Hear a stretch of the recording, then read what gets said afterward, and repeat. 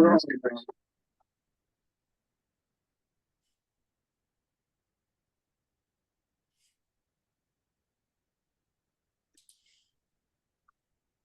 19th, 2024 meeting of the Palm Springs Sustainability Commission Commission is called to order.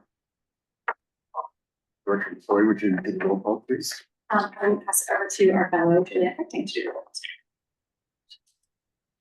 Okay. Chair Alexander. Present. Chair Barrett. Present. Chair Boyne. She never present. Chair Clark. Present. Chair Cohn. Here. Chair Deardo. Present. Chair Forster. Chair Frick. Here. Chair Ronner. Present. And then Chair Wall. Present.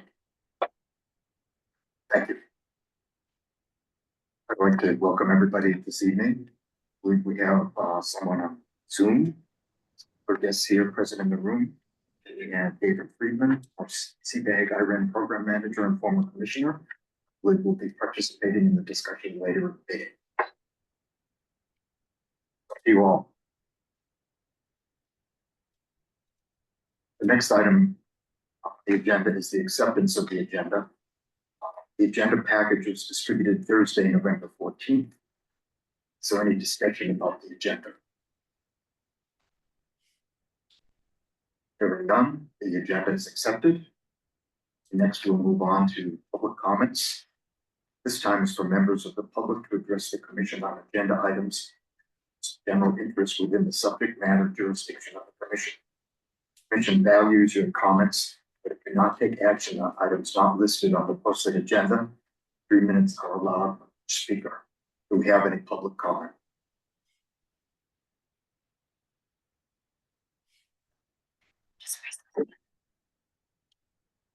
Good evening, Chair Clark and Commissioners. I'm Jonathan Lorenzo Yorba, and I'm here on behalf of Mike Thompson, the CEO of the LGBTQ Community Center of the Desert. Here just to express our thanks to all of you for putting our item on the agenda. And then personally, my Tesla broke down last week. And so I had to do alternative transportation. I'm told Director McCloy that I am Mr. Sustainability. So I logged multiple miles on my feet and on my bike. Thanks very much. Is there any other public comment? So we don't have any other public comments in the room. I will turn to Zoom. Does anyone have any public comments they'd like to do today?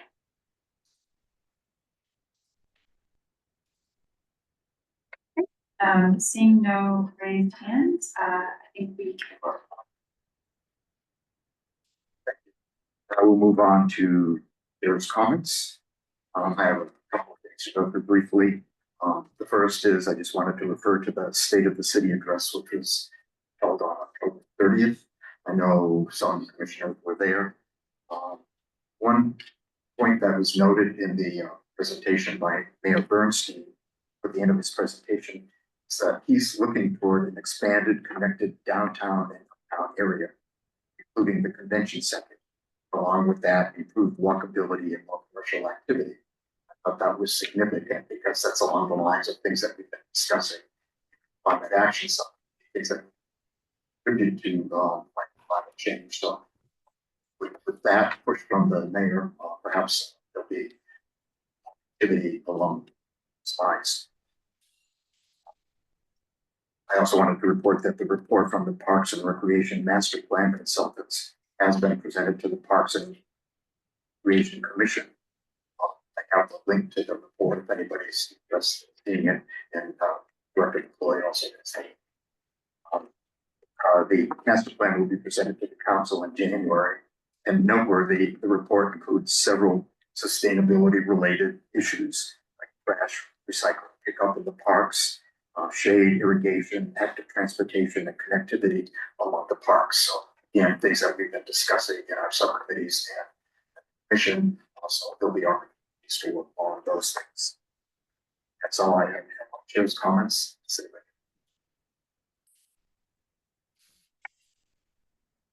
Moving on to subcommittee reports. The first is the Standing Subcommittee on Waste Reduction. Okay, well, Thank you. The report is also in our packet, so if you want to read a little more detail there for you, I'll just hit some highlights since we've got a busy packed agenda. Quickly, the shredding event was held on October 19th, which I think was a great event. I was able to participate in that, and it's really an amazing event. The event, we collected over 5.8 tons of paper shredded, which is pretty amazing. And along with, there's also 20 tons of large items. So it's a big diversion for recycling. So the staff did a great job coordinating, and it was a lot of fun. And if we can get more commission members for the next event, I think it would be a great opportunity. Staff's working on coordinating community cleanups, and we'll have more information more towards the beginning of the year. We're still working on composting. PSDS reported that there's a high compliance, but they're still working with multifamily and HOAs and looking at ways to help them build out storage and other continuing ongoing items. Let's see, the foodware ordinance, staff's working on finalizing, incorporating the styrofoam to that. So hopefully we'll have more information from our staff. From PSDS, Chris Cunningham reported that their had test driven some electric trucks. So they're looking to improve that, have some minor issues with how to work that out, but more information as they test drive more trucks. We also discussed some hazardous waste. There was an article, video on KESQ, and the summary of that discussion is maybe incorporating more informational sessions over April month, Earth Month in April. So to try and share information to community members on how to properly dispose of waste. And those were kind of the general highlights. So, but it's in the report. So if you have any questions. no questions. The next subcommittee is the Standing Subcommittee on Climate Action. The October 9th subcommittee meeting report is included in this agenda packet. November 13th meeting we had last week, the report is in progress. Most of that meeting, we discussed comments from the attorneys on the energy efficient upgrade ordinance, which we'll be discussing this evening. At the time of our subcommittee meeting, we didn't actually have the ordinance, but we do have it, and hopefully everybody's read it in your discussion this evening. And the next subcommittee meeting will be on December 11th at 2 p.m. That's a time change. I'll explain later in the meeting why that change.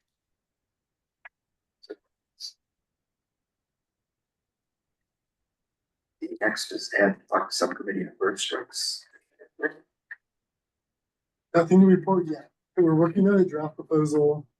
Commissioner Alexander did the first draft, and I'm going over right now, and we'll have something hopefully at the next meeting so we can pull it. Ad hoc subcommittee on leaf blowers. Just report briefly, and the other committee can add if they want to. We met on October 30th. That's myself, Commissioner Perkins, staff. Discussed outreach to residents and landscapers. We're really looking at improving the enforcement. Things that we talked about were updating the brochure, using 1PS yard signs that are often put out to announce neighborhood meetings to have more information about leaf blowers and the ban, and perhaps having a letter of guest column at the Desert Sun. So we'll work together on that. Good to have you. And finally, the ad hoc subcommittee on Measure J projects. We're still coordinating schedules, so we'll probably have, potentially, we can coordinate the time in that for next meeting. Next, we moved on to the director's report, Director McCoy. Okay, so this is where I was gonna introduce the pop quiz. It's like, so what was in it? Just kidding. I didn't do that. It's been just like a blindingly busy month for us, at our department. So we all kind of feel like we haven't stopped running for a month. It's good. Lots of stuff moving, but, definitely lots of balls struggling in the air. So, a couple things that I just wanted to highlight. I always like to kind of focus in on some of the events that are coming up. So we've got the subcommittees, everything, et cetera.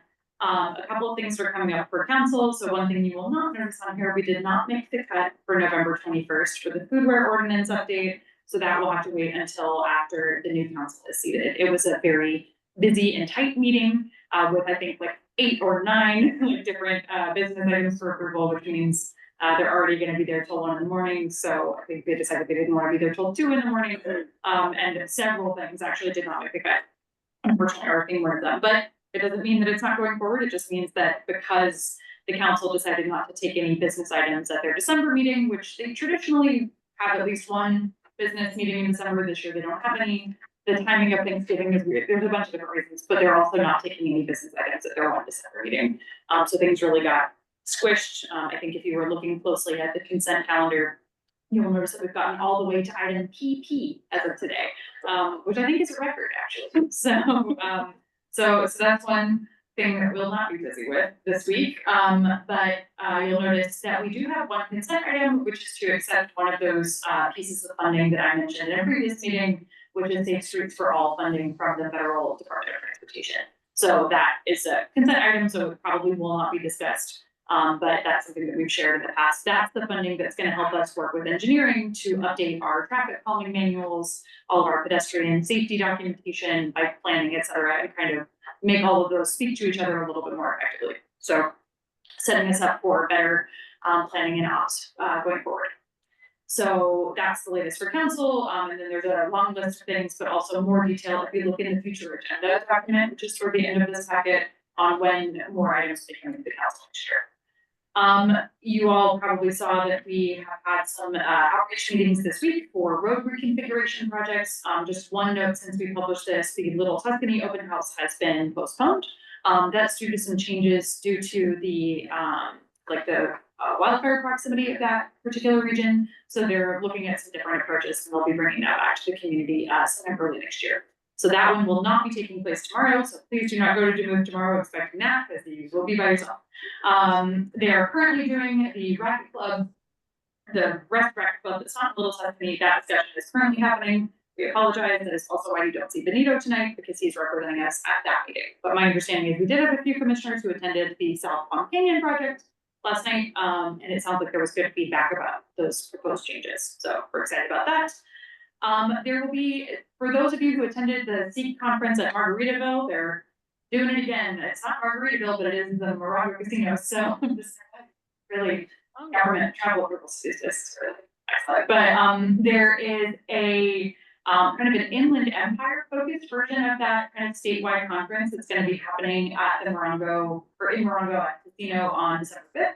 I think Hackworth City Hall is going at this point. We're really trying to expand the number of staff who consider themselves part of sustainability. So that's something that's kind of one of my little meta goals. It's like, this is all of our job. So we'll have representation from a number of different departments joining us. Our whole team will be there. Please do not call us on December 5th because we will be very busy at the conference.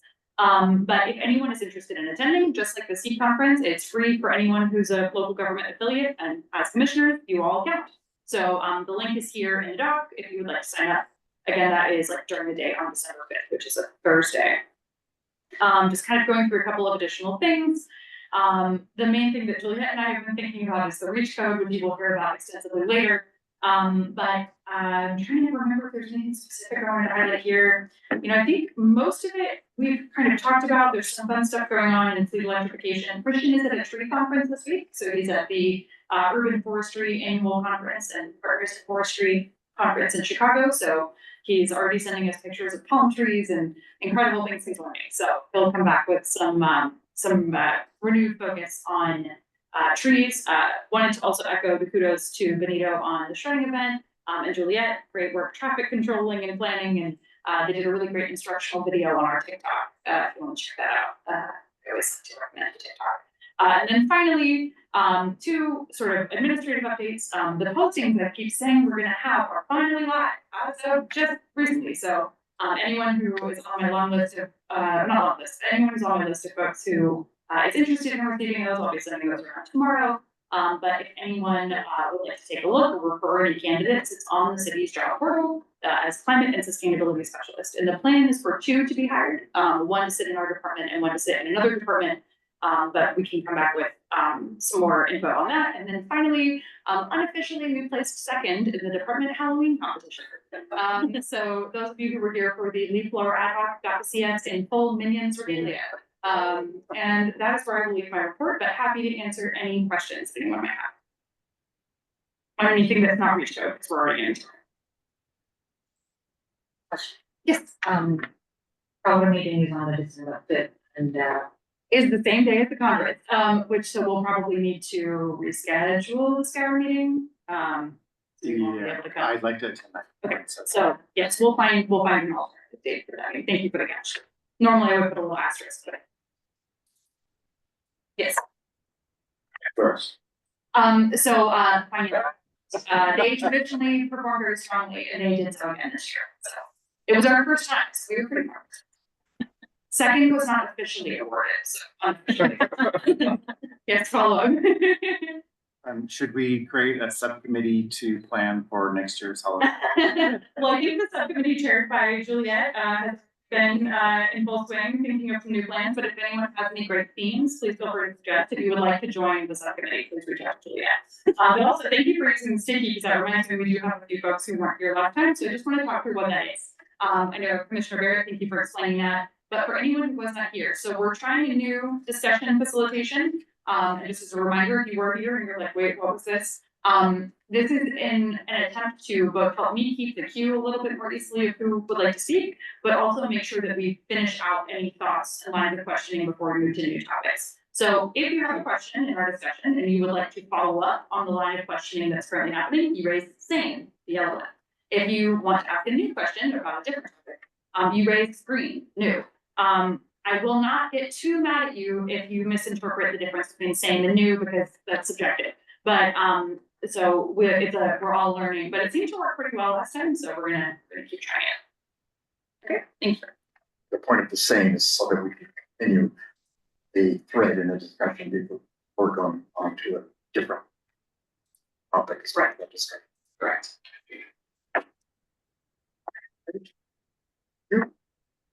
We have an item for approval of meeting minutes. And one of these days I want to get back in the rhythm of doing this. I apologize. This is on the fact that I assembled the packets and I didn't do it right. So I apologize. We'll have a lot of minutes for the next meeting. We're still working on it. Timely manner. When we do get to it, complete review of the last year and a half of sustainability. So I hope everyone remembers. Yes. those meetings need to be approved typically during the commission meeting, or they can be approved still as? It's a good question. So the written minutes do need to be approved in this meeting. But the videos are posted on usually within 2 weeks, but if you notice a gap, let us Thank you. Moving on, the next item is old business, and the first item that we have there is the energy efficient upgrade ordinance that will be led by Director Floyd and staff, and participation by Friedman. Before we get into that, I just wanted to make a couple of comments. I read through the packet. I hope everybody, or the section of the packet of the ordinance. I hope everybody else did. thought that the paragraphs at the beginning of the ordinance referred to things that have been in work for a long time. I wanted to note that. Particularly, there was reference made to the 2016 sustainability plan for reduction in greenhouse gas emissions. And there's also reference to the 2024 safety element, the general plan, which is related to making our community resilient to the effects of climate change. Those are the two aspects that keep bringing up every time I talk about climate change. Trying to reduce greenhouse gas emissions to hopefully slow down that process, but also so agent to. And along those lines, we've been talking about a lot of things, shade, trees and structures, water conservation, and so forth. The ordinance that we're discussing this evening is an example of the former, that is focusing on reducing greenhouse gas emissions. Stated in the reduction that residential buildings contribute about 23% of greenhouse gas emissions in the city. Climate Action Subcommittee is working on reducing transportation contributions to GHG emissions, and we'll be hearing more about that in the future. But tonight, this is the first ordinance that we've had focusing on climate change and reducing greenhouse gas emissions. So that said. So before we get into session, I'm just gonna give you guys an update on what we've been doing about the ordinance. So last week we presented the concept of the ordinance from PS, but we also did like a little activity before the meeting, and that's what these posts or the slide shows. And it was nice to know that a lot of residents know how old their homes are. I personally don't know how old my home is. I will probably research that after this meeting. So we also figured out, this showed that a lot of homes were built before 1978, and a lot of them were single family homes.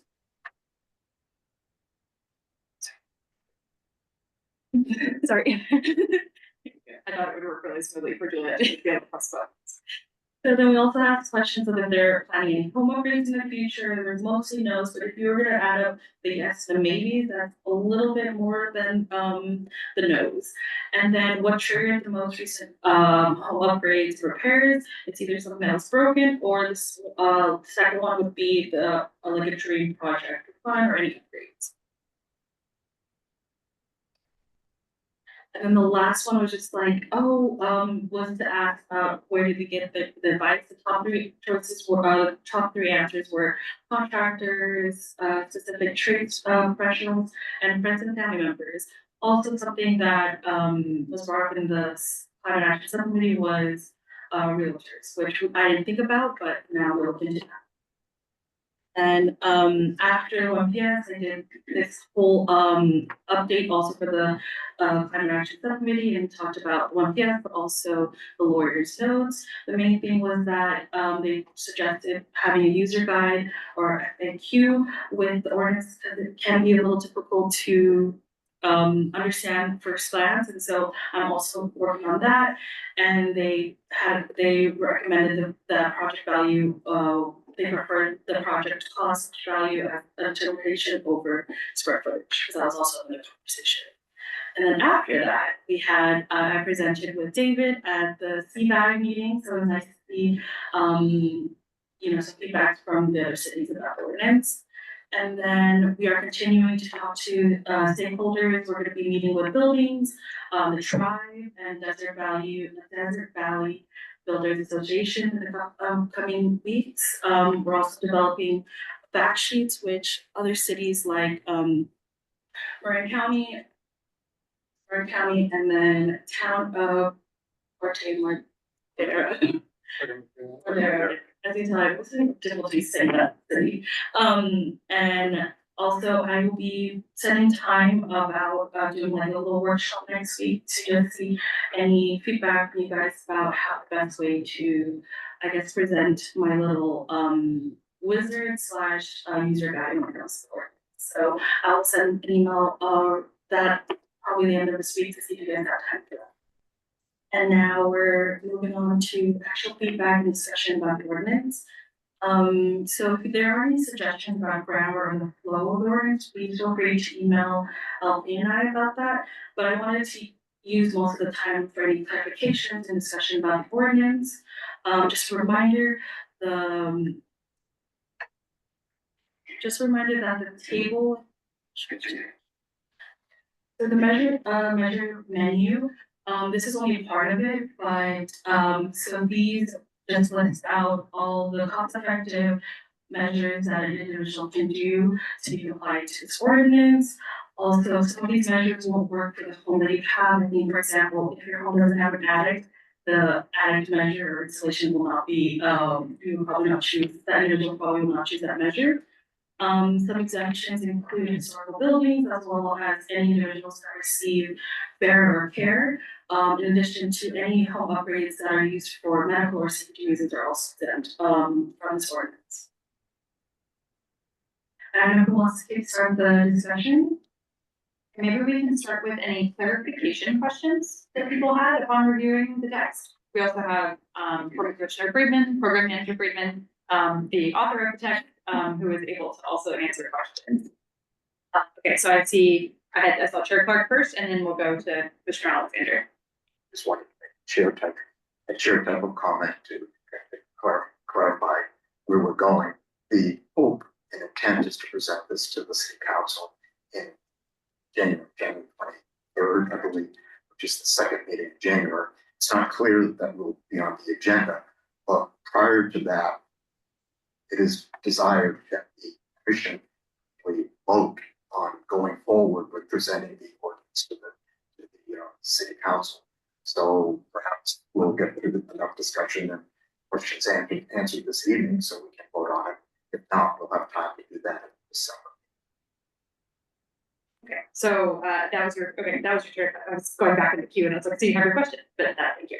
We'll go to Commissioner Alexander next. So maybe you could explain the valuation over square footage. I didn't quite get what that meant. So other cities like Marin County, they use their triggers as, their triggers are based off of either the building square footage and the building, the age of the building. For our ordinance, it will be based off how much the project will cost, and how old your building is. Okay. Yeah. So the valuation.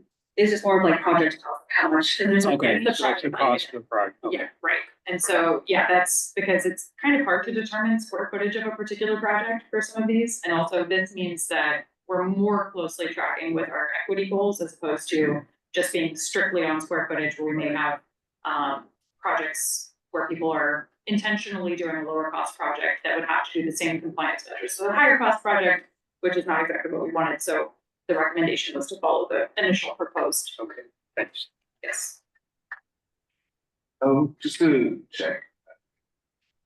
Just ask clarification, when it's talking about LEDs, projects, it's not just like changing your normal house bulbs to LEDs inside And external. and external, so if you're putting like LED lights here. Yeah, so I just want to get. Yeah, no, good question. Yeah, we actually get that question, like that's come up in a couple of our, people I think are generally like, yeah, that makes sense, and it's hard to get incandescents too, but yeah, that's what that is. Any other clarification questions? Okay, Commissioner Bear. And thank you also, Commissioner Bear, for sending your comments. Not sure if you like, no, they're not. That's okay. No, they were helpful. Yes. I sent quite a few editing comments, it's just. Yeah, and those That are does- easier for I us to spent do. my life editing. Yes, and thank you. Those are easier for us to communicate in writing. And if you have questions about my editing comments, feel free to contact me. The short ones. The one thing in it that I saw that sort of worried me just a little bit was the issue of exceptions for older homes. And that's partly because my neighborhood has lots of older homes that are small homes.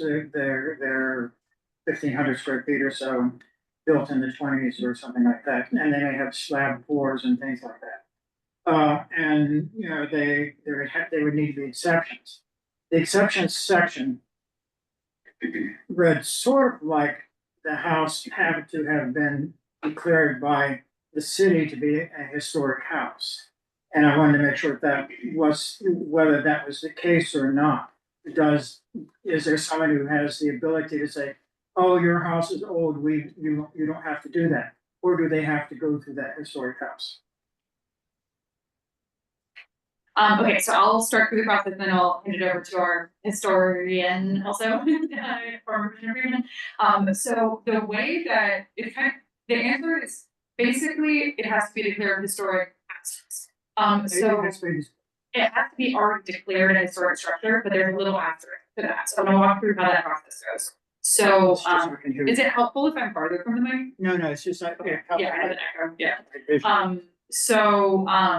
Anytime a house comes into our building department doing certain kinds of work that's built before 1978, it automatically triggers a sort of a historic investigation, like a mini one. We also sometimes have people come to us and say, we would like to designate our house as a historic structure, there's like tax benefits, or you wanna do a restoration, there's a lot of reasons why someone might do that. Or maybe the preservation community might nominate a house to be designated. But basically all buildings before 1978 for our historic preservation ordinance have to be checked for some kind of historic something. And so they would go through, we have a historic preservation officer at the planning department who's responsible for making that determination. And generally speaking, this would only really impact external work because our ordinance doesn't extend into the inside of the building. So it would be things like windows or maybe roofs, sometimes solar, that kind of thing. Generally speaking, there's ways to make things work even with a historic designation, but there are some things that may not be able to, like there may be certain measures that would be more difficult to make compliant with a historic designation or might be more expensive. David, would you like to follow up on that? That is pretty accurate. We did together a workshop with Sarah Yoon, the city's historic preservation officer, about energy efficient upgrades for historic buildings.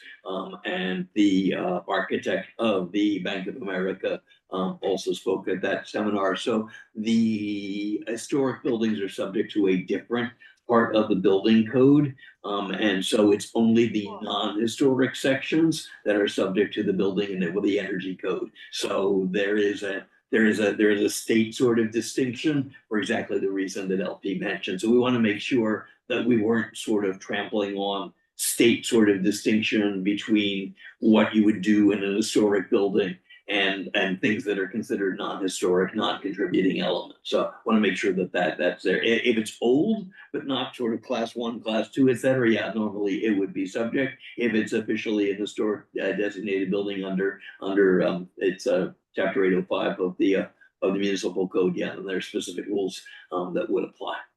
Okay, it would seem it might help to have a little bit preface somewhere in there when someone's reading through it to say, oh, okay, this is where I fall in that.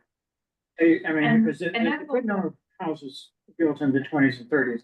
It's true. And that's also something that would be really good for us to include in kind of our navigation materials as well, like the user guide or kind of the narrative version of the code, because the code has to be relatively specific to David's point of, to avoid conflicts, but we can absolutely,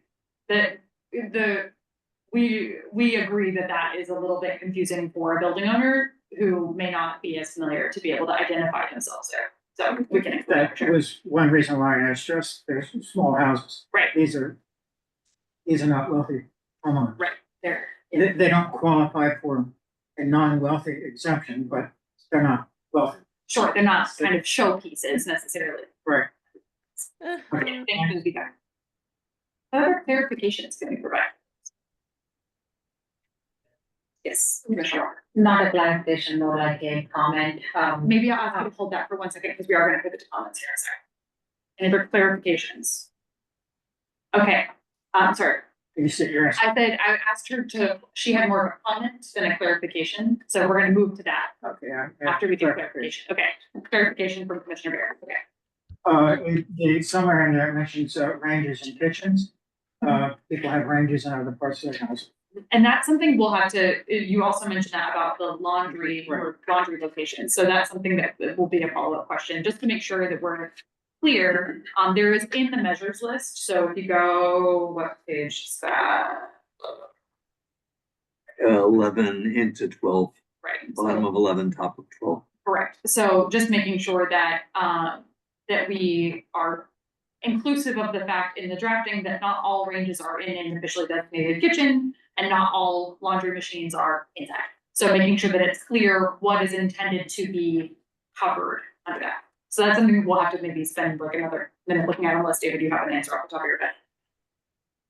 No, I think it's basically wherever the range is located, or say maybe if the kitchen or wherever the range is located is being remodeled. The whole point is to require what we require, what we call, the electric ready, and if necessary, do a panel upgrade. So essentially you can replace it if the homeowner or subsequent owner wants to put it in, that they'd be able to put in an induction item or an electric heat, clothes dryer.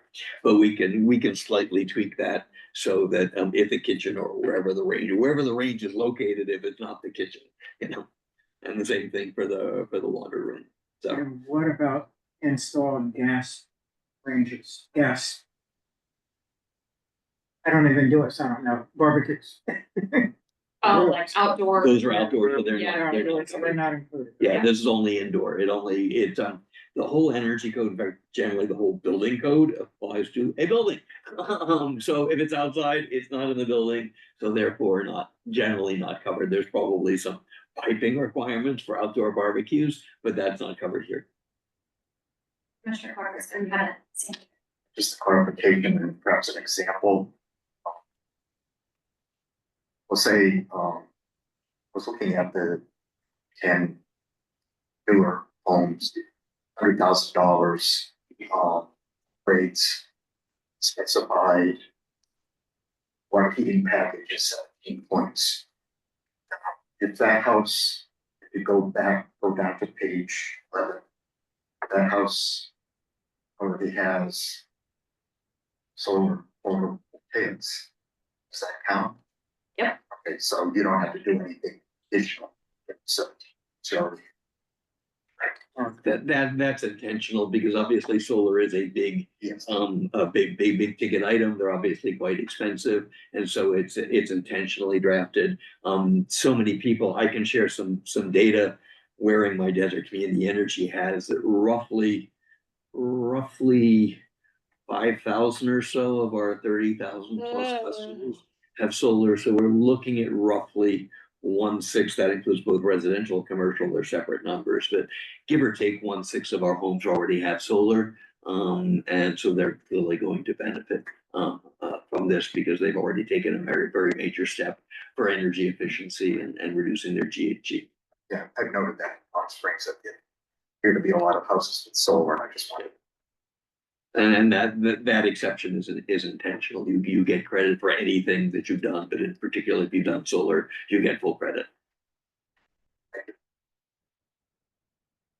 Okay, hearing no further clarification requests, we will move to the discussion and comments feedback section. So we'll start with Commissioner Walker, because I did ask you to hold that. More of the comment is like when we are preparing the user guide, I think we should have a special section for DIY people. Because in the game, I saw so many stickers like, we like to DIY because we have more time. Somebody can change their lives, and now they are wondering, okay, where should I dispose the old? Should I do with this old stuff? That's one comment, and following up with, I think once this ordinance goes into act, we are going to receive so many phone calls. I think we can collect all those phone calls. There is a question and start a FAQ page, so all those questions are being answered and they're readily available. Discussion, and yes, the phone calls have already begun. So, and thank you for the feedback on having the DIY ones. Okay, what other comments, discussion? Commissioner Gervais, that you preparing? Yeah, so it says single family homes, like, does that apply to maybe townhomes, like? Is there also an ordinance, anything present as well? It does, this is the state requirement of how a single family home is. So single family home does include, under the energy code, does include duplexes. So a townhome potentially could be considered a single family home. That's how it's defined in the state energy code. So you simply track what's already the definition in the state energy code. was your question along the lines of what else should be done for those buildings?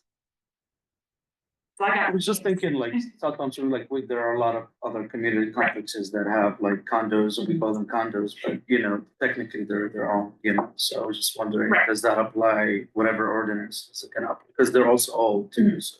It's a good question. So there are reasons why attached homes, an approach like this would be more difficult. Say for example, if you live in a condo with shared walls or a shared roof, you don't necessarily have the authority to do solar, or maybe you yourself don't have control over the entire HVAC system. After we work on this ordinance and get this launched, we're gonna be focusing on some similar goals, different techniques to work on those kind of buildings. So because all the buildings are gonna need to do this kind of work, it just, each different type is gonna have a different mechanism by which we do it. So we're starting with this one because it's a little bit cleaner in the code to be able to do this, and in Palm Springs, it's the most that we have, but we have quite a lot of attached dwelling units, whether those are apartments, condos, et cetera. We will not leave them behind. That just triggered off a question. So in my community, they're putting in 157 unit townhouse. Mhm. How do I want? So where do they find out what they need to do? Because this would be the time to do all these things. Yeah, good question. So anything that's new is subject to whatever the latest version of the building and energy code would be. So that's what's going through the building permitting process currently. So I'm imagining that's all been permitted through our building department. Okay. When they submit their plans examiners go through and check and they say, okay, are you compliant with the current code, et cetera. The reason why this current ordinance is drafted for buildings from 2011 and prior is because energy codes in California are getting pretty strong in terms of efficiency and electrification in buildings and low carbon buildings. So, you know, the 2025 code, which will go into effect in 2026, will be even stronger than the current one. But basically they would find that out, what they're supposed to do there through the building permit, the permit process. So as their architects and their designers are doing their designs, they're required to follow those elements of the building and the energy. So it's caught before they actually start. Correct. I mean, theoretically, you know, there's like, you know, it gets down to like. I'll be watching it. Yeah. The goal is, yes, that they do get all of that, gets caught in that process. Okay, So I never wanna say 100% definitely. no, but I But understand, Yeah. all right. yeah, that's kind of how those work. And so that's also why we're looking at older and newer construction, because the newer construction has more recently looked at its energy performance. Okay. Further comments, questions? I just have a comment, just.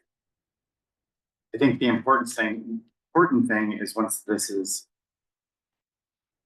passed, is that the helpful hints kind of, cheat sheet that, you're working on, how that's developed, to help people navigate, it's gonna be key.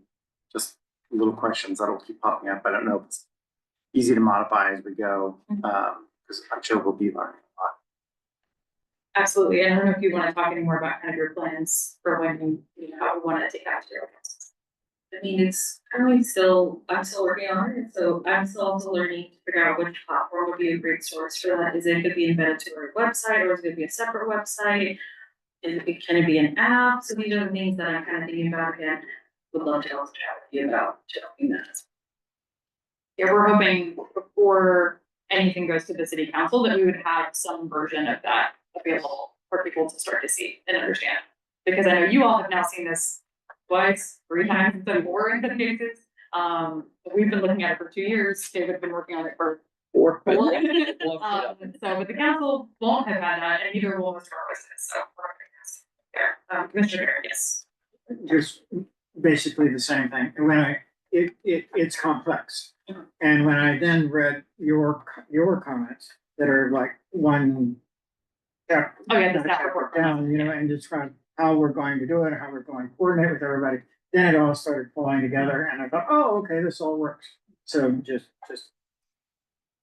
heads up on that. That was the goal. That was a collaborative effort between the 3 people on this side of the table. So glad it's first. Generally, it would. I just put it last because you'd already seen it. At least I didn't want those to feel like, yeah. Indeed. Yes. Are there cost ranges for complying with the different packages? And potential vendors, because I know as a homeowner, when I'm trying to get things done, it's really difficult to find vendors to do any of these things.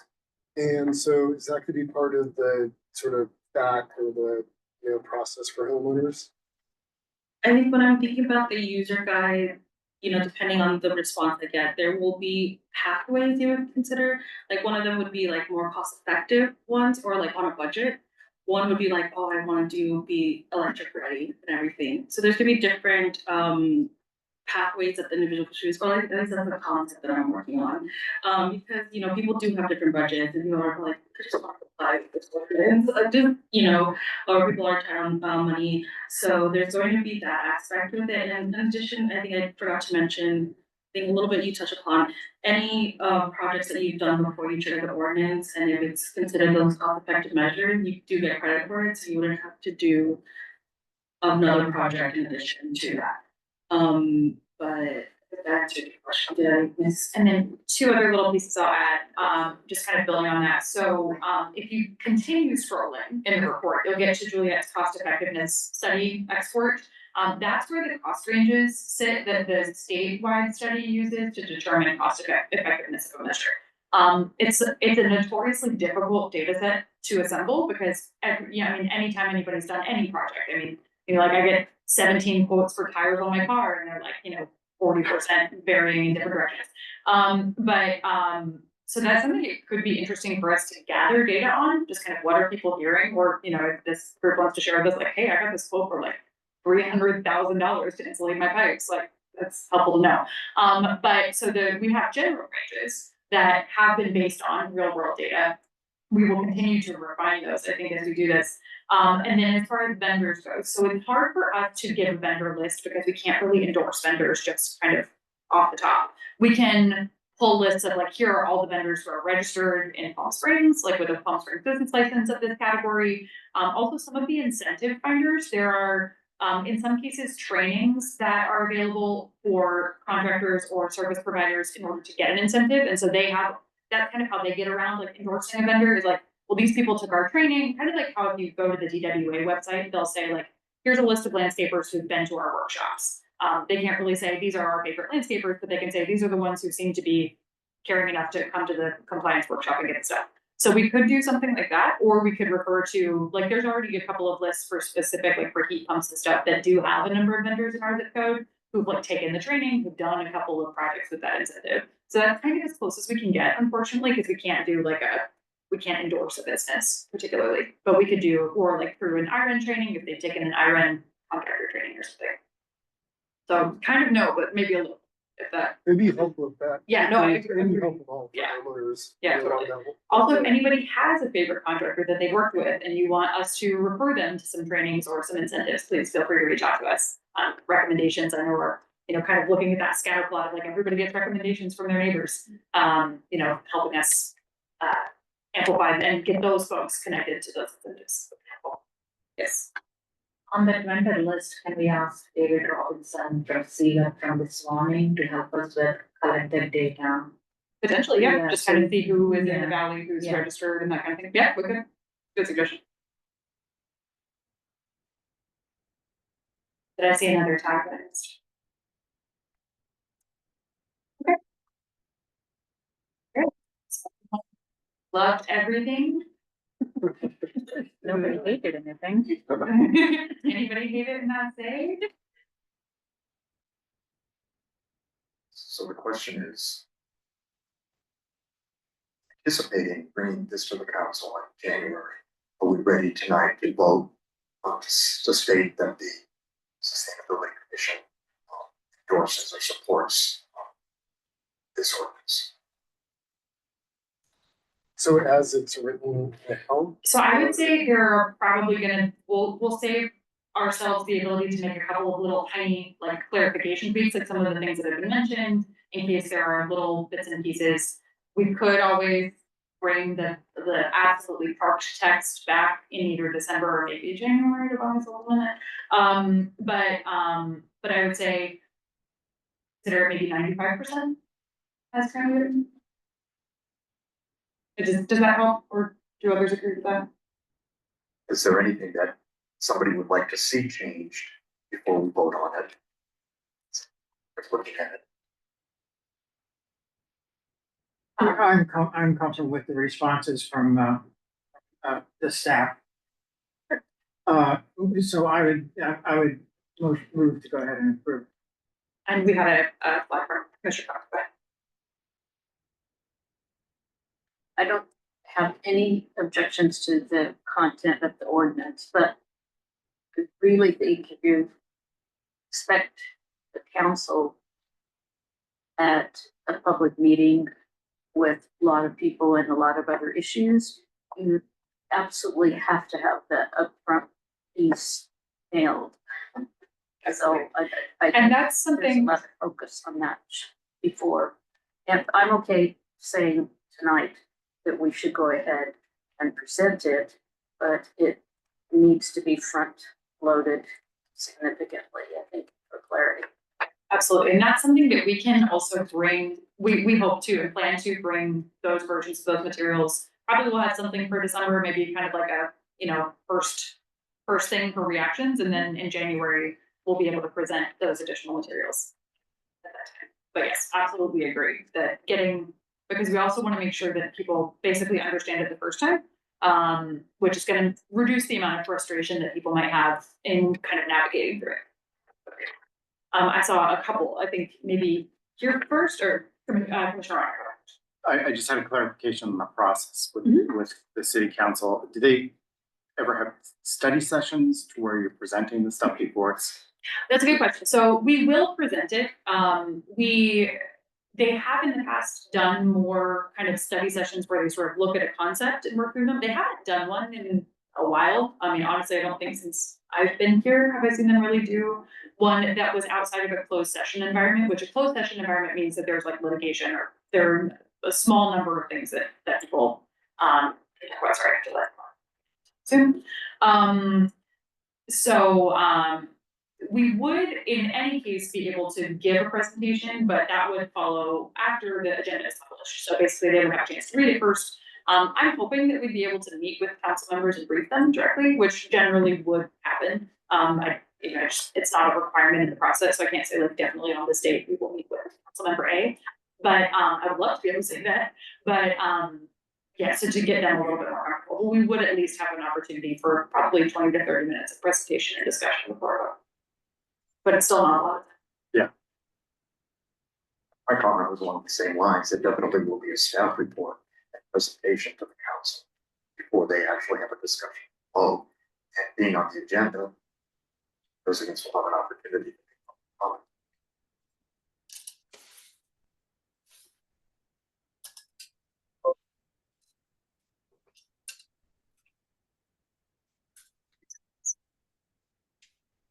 Sorry, go ahead, Commissioner. That's okay. Sorry, I'm just muting. Muting the Zoom. Go ahead. So as I understand it, this is intended for people who start to want to do a remodel. They have to follow these. I guess the only concern I have is, because I get around, is there's a lot of folks who are on limited income, have a house. It really needs things. Is there any kind of funds or anything that could help them out?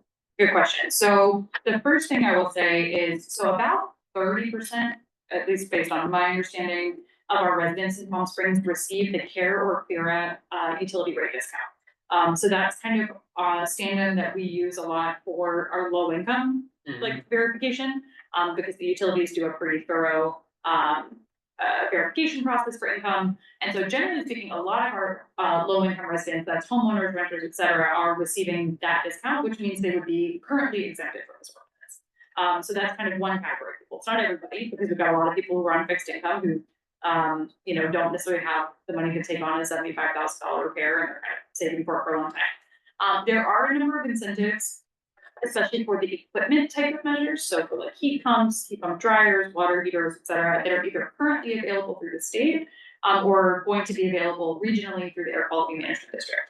That they're still figuring out what exactly that's going to look like. We are hoping to be able to identify if there are places where people are like, I really can't, like, we really need to figure out how to get an incentive. Like, there's not a lot of incentives available for installation. Even if that's one of the projects that's going to save you the most money over time, it does cost money up front. So The short answer is no, the long answer is we're trying to figure out something. I don't know if we have the budget to be able to do it by January, but we are hoping to be able to help people comply with the ordinance, in a way that's not going to cause visual strain. It's kind of it's a government non-answer, but that's sort of where we're at with that process. Because if our intent is to, general intent is to get energy efficiency. Right. And you lose I'm just throwing out a number, 1,000 houses because they can't afford it. Those houses are still taking the energy. Exactly, and those houses and those residents are still paying higher energy bills, they're still subject to extreme heat and health impacts, et cetera. So it is something that we really wanna figure out how we do. There's a number of state programs that are gonna be coming online over the next year or two that we can hopefully leverage to help those families as well. Unfortunately, we don't have all of the pieces of the puzzle yet. As long as we're thinking, because Yes, yeah, no, that's this is the stuff that we're constantly like, how do we fix it? Because that we wanna make sure everyone has an equal opportunity to get the benefits of energy efficiency. Right. But all recommendations, or if anybody sees a program in another place that you're like, oh, that was cool, like, you know, all ideas are welcome. I don't think anybody's quite at this yet. We'd love to be the first.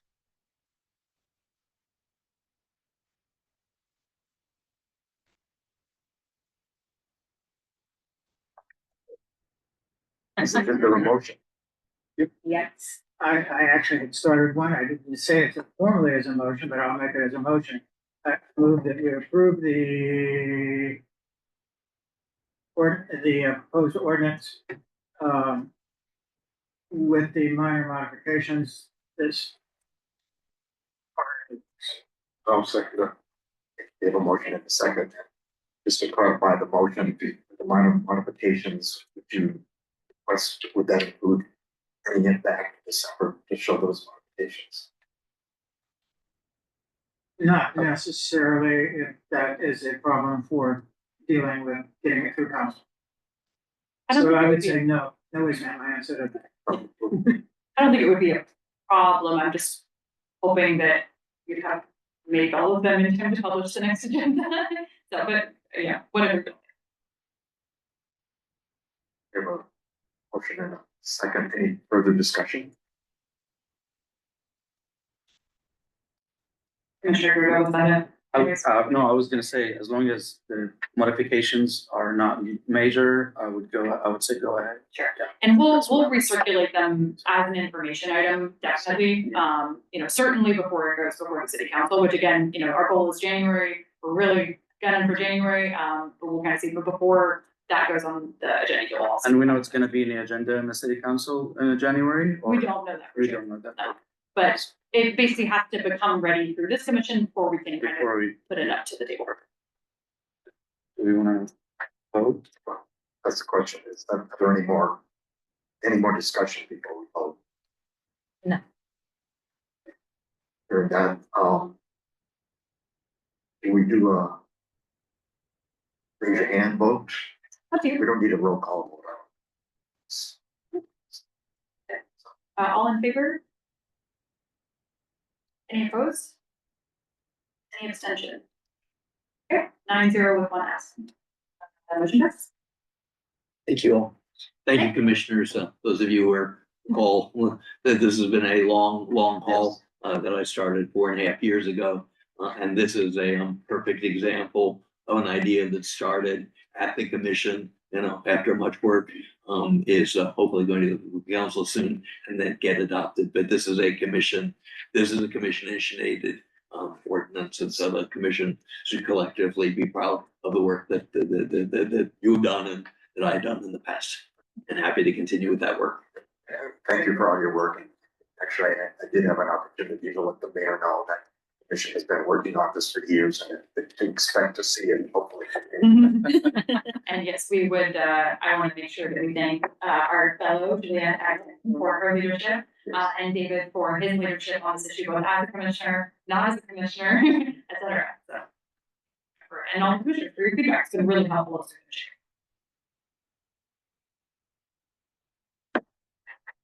Moving on, the next item, on the agenda under old business is the foodware ordinance. We now know that it's not gonna go to the council this month, but we did discuss it in the waste reduction subcommittee meeting, and all the commissioners were favor of moving it forward. So we said we would bring it to the commission to actually take a vote on moving it to move it forward. So, Yes. take that on. Yes, I would. And thank you, Chair. I appreciate the introduction. And, so this is one piece that unfortunately you do not have in your packet. So actually, I'm going to ask you to take a vote on it today, but I can ask you to take a vote on it in December. Because it's a small technical fix, which expands the definition of styrofoam foodware in the current ordinance, or polystyrene foodware to be technically accurate, to include, the coolers that are also for sale. So this is something that a number of members of the community have requested, council members have requested, Council, Chair Rocker, Commissioner Rocker, one of these days, I'll go Czar Rocker, I'll go for all the seats. But, right, Commissioner Rocker, the name, the C title, I can't remember. Commissioner Rocker was very helpful in pulling together examples and, suggested language for this. So it's basically a one-line sentence change, that you will see the sentence in December, because I did not include it in the packet, because I was so exhausted. I apologize. And we should recall that we have discussed this. Right. I don't remember what it was, but it's been a long time. Right, so everybody's seen it, but Yes, you've seen the sentence, but you will see the sentence again before it goes to the council sometime after. so there's no problem in delaying all to December. Yeah, there wouldn't be any, there were no additional agenda opportunities between now. Sorry. Moving on to new business, the first item is the recommendation letter for the Measure J Community Project from the center. All that, their meeting in October, we had a proposal presented, Carl was here with us this evening. Commission agreed to send a letter recommendation to the Measure J Commission based upon his presentation. The letter has been written and sent to you yesterday. Yes, I apologize for that, but yes. Hopefully, did anyone not get a chance to take a look at it? If you didn't, it's up here on the screen, you can probably.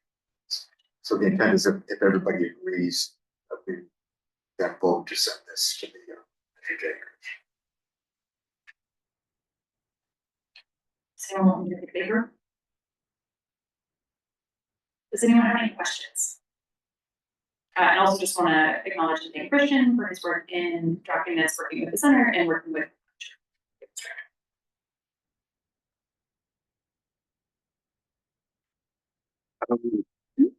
Just one, thing, where's promoting active transportation? That things like cycling or walking. And roles. Well, for half the year, it makes a lot of sense, and then the other half of the year, helping the shade structure would at least help a little bit. But yes, fair question that we will return to in further meetings with some additional studies to there. With trepidation. You have no idea how happy I am to do this. I'm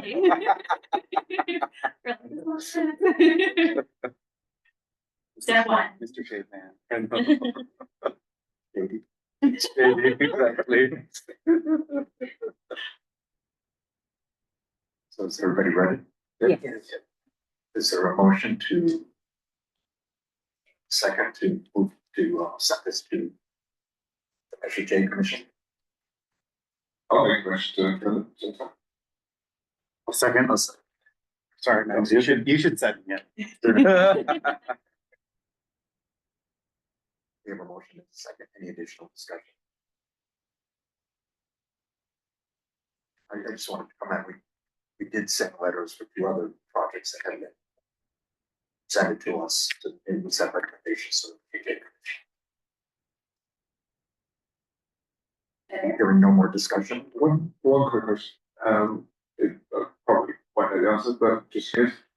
Where is in the solar shade canopy for parking spaces? Do you know roughly how much those shade canopies produce as far as renewable energy goes? It's a good question. We don't have the answer. We do have a member of the center team here. I think the recommendation, we're intending to be more principal space as opposed to specific space, but maybe we could, actually, what I might suggest is that once the project is underway, that we have the center come back and give us a presentation about the kind of the final project plan. If that makes sense. Maybe we'll be able to get a little more detail on that. Because I think it might be too early, because they're seeking the funding, so they can do projects. They probably haven't done that little sign yet.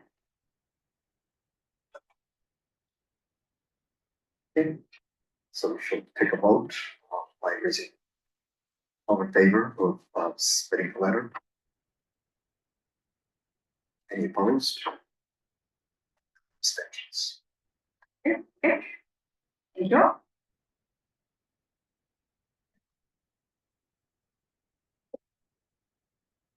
Oh, really? Motoring through. Yes. Appreciate it. Famous last words. But we- Find us all in here tonight. No. I don't expect the last item to be covered. The second item under new business is proposed fulfillment center. Planning Commission is at the Planning Commission meeting on December 11th. There's going to be a recommendation on the development of a large warehouse and fulfillment center in Palm Springs.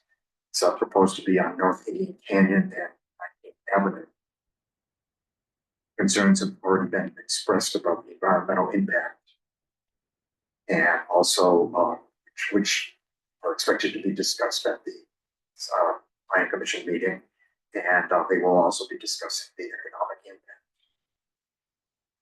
The reason for this item is that I would like to make a comment, a public comment on behalf of the Sustainability Commission meeting in support of the project.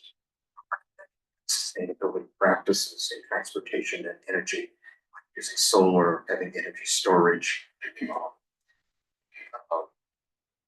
And I would like the commission to approve the content.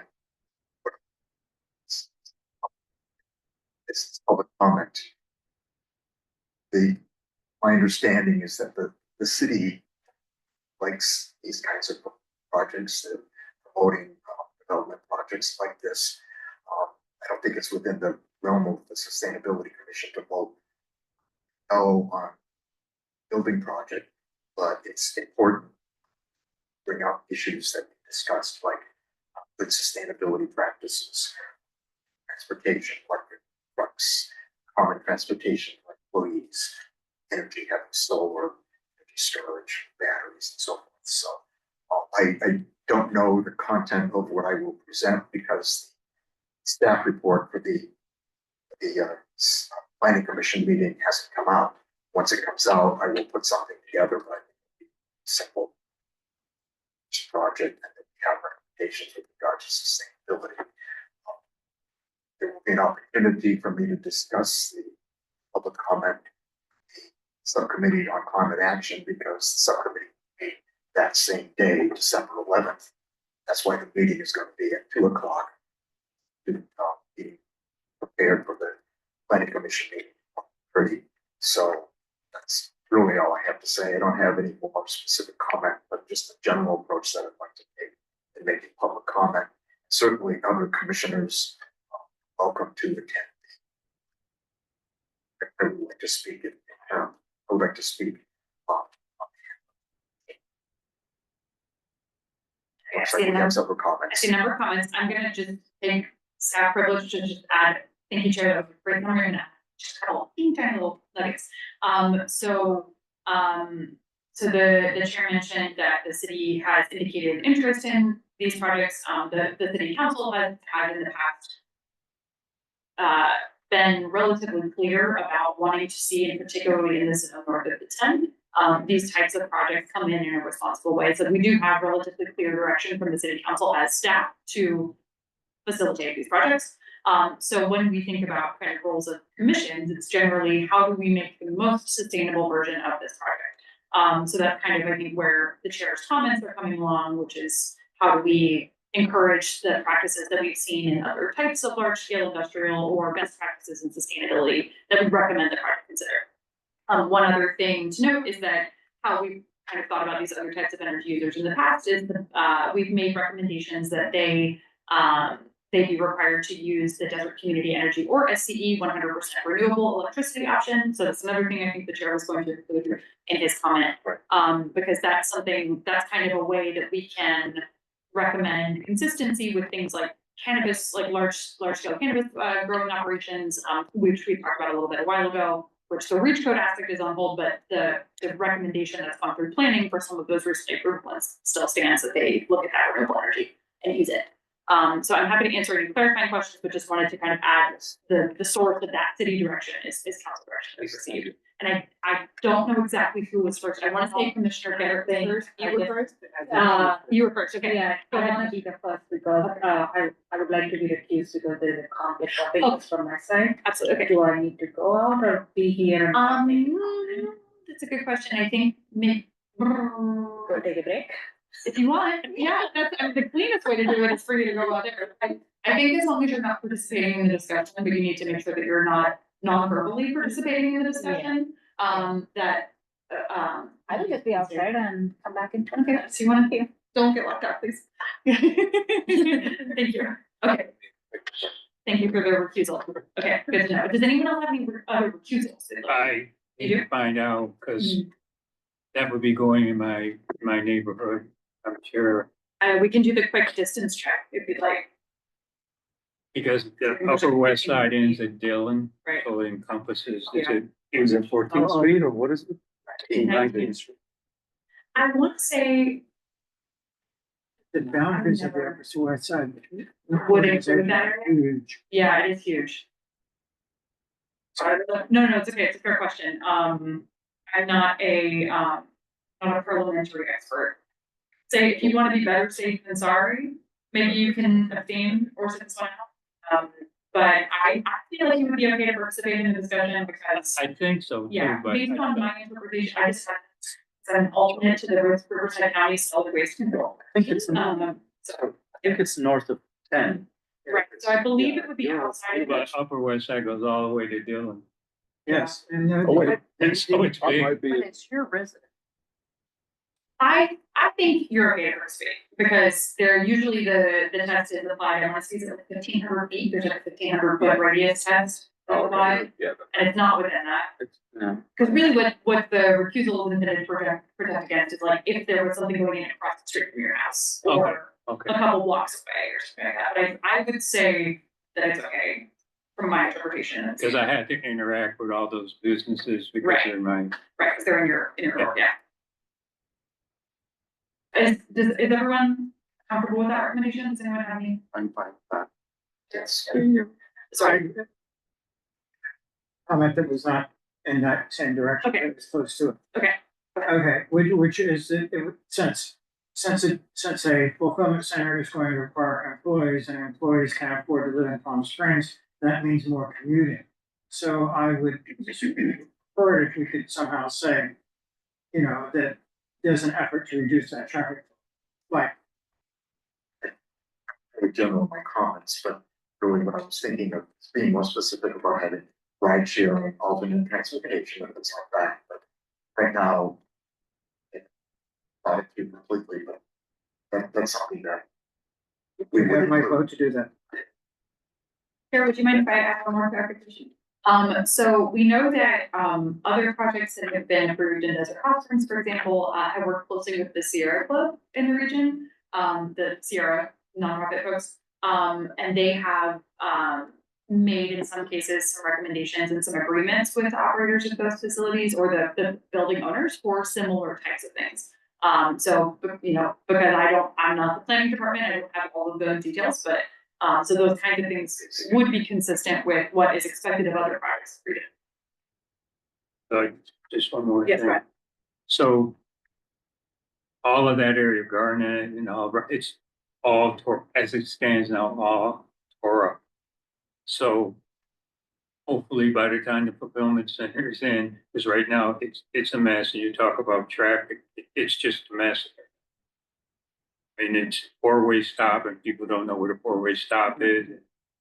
Oh, by the construction? Yeah, Yeah. and they haven't done the bridge yet. Yeah, it's an intense area of focus for traffic improvement, but it's currently in the growing pain stage. And I'm kind of hoping that when they put that out, because there's several businesses that are on septic tanks and they're leaking going into our. So I mentioned it to the city manager, I'm gonna mention it again when I see him Saturday. And they push that along because every time we have rain or anything else that's leaking into our aquifer. And I made a note to myself about traffic. I hadn't thought about that specifically, but that is a very bad. Area in general, I drove through it recently. Yeah, it's horrible. I don't think it allowed. Yeah, it's horrible. Commissioner, apologies if we got a little out of order here. Oh, no, it's all kind of been, solved with the other question, so I was basically gonna mention transportation sharing. Who's the food sector is? So Oh, currently, the project, I believe, doesn't have an identified tenant. So it's the building owner and the people building, you know, building construction will be the ones going for the damage. Oh, okay, all right, thanks. And Commissioner Ryder, I think you also.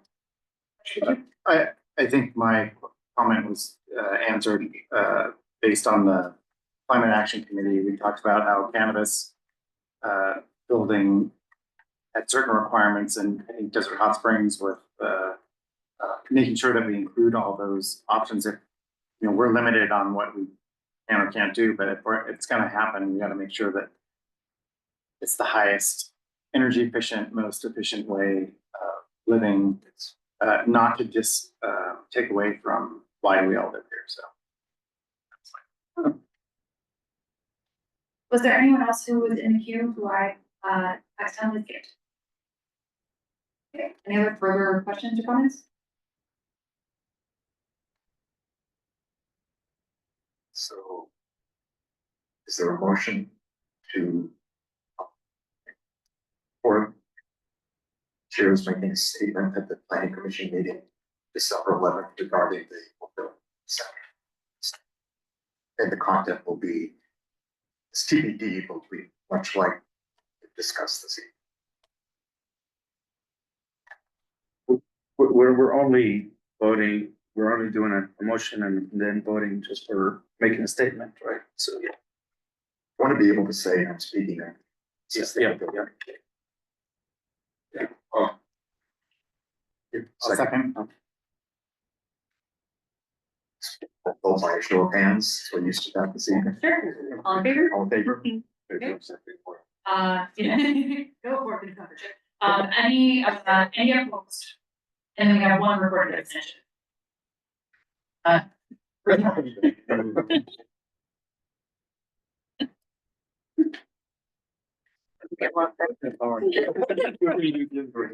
what you're. I don't know. Where did she go? Went on a walk.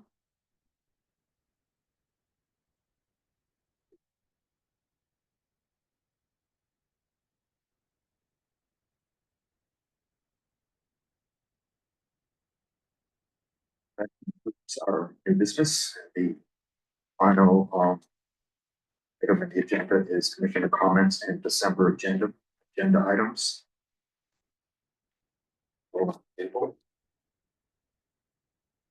Nothing to read. An awkward one, sorry. We've had two parades in the past couple of weeks. The exhaust from all the old vehicles is a real problem. And I think we should start beginning to think about making some recommendations about that.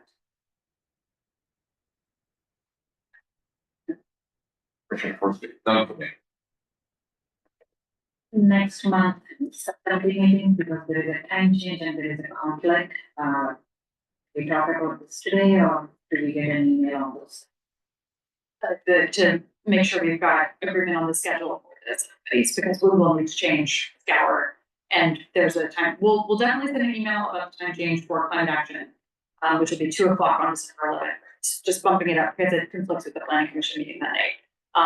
Does the group want to discuss Scour now, or would you prefer to do that over email? We do it over. Over- I just need to look at my Yeah. calendar. Yeah, whatever you guys want. Okay. So no comment. Commissioner Kennedy. Oh, sorry, we have a follow-up. Okay. Sorry. I will be absent on the 11th.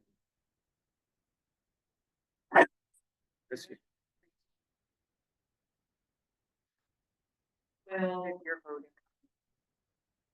Okay, for climate action, for Climate December action. 11th. James, 7 o'clock. Climate action. This depends on if you're gonna vote on the investment. Maybe at 2 o'clock. Yeah.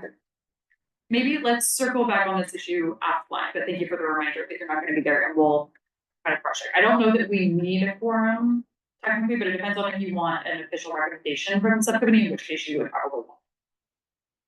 Okay, well, we can look that up. Yeah, let's follow. It's a small group and it's an even number, so it makes it a little tricky. Okay. So I just want to bring up the issue of the garbage disposal bills that get unpaid. Oh, yes, Yeah, liens, I yeah. want to keep that. But maybe that might make sense. Maybe we can work together to see if there's a scour meeting that you wanna come to, because we also have PSDS at those meetings, and that's a good place to have the discussion. Okay. But I agree, it's something that we've been looking into from the staff side for process as well, so either maybe December meeting or maybe January. Okay. Thanks for the reminder. I have no comment. No comment. Wanted to, well, actually, there was one that was recommended. The, confidential subcommittee meeting, and that was a CD link update. We can talk about that. It's Thursday. And also, in our meeting, we were talking about the smoking ordinance. Where we left it was everybody was asked to read the new ordinance, to read the existing ordinance. As to directly deploy, have you received any? Yes, I didn't look for him today. I think I received a couple of points of feedback really close after the meeting, but I'll have to double check. But we were planning to bring that for the agenda for December, so you have some more time. I can recirculate the materials for folks to take a look at. That's why I brought it up, because that guy has, so just a reminder to, send comments, and we'll include it on the December agenda. Somehow I didn't get that, so. No problem. I'll recirculate it probably sometime early next week.